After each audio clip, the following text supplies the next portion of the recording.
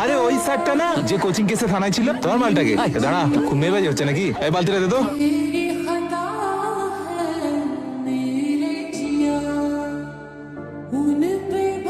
তিয়াশা,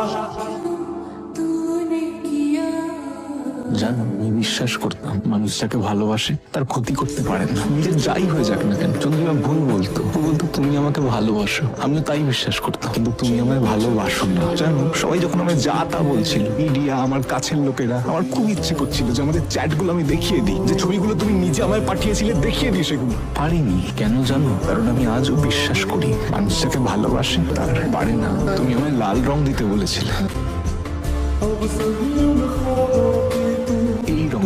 এই রংটাই তোমায় মানাবে, জানো।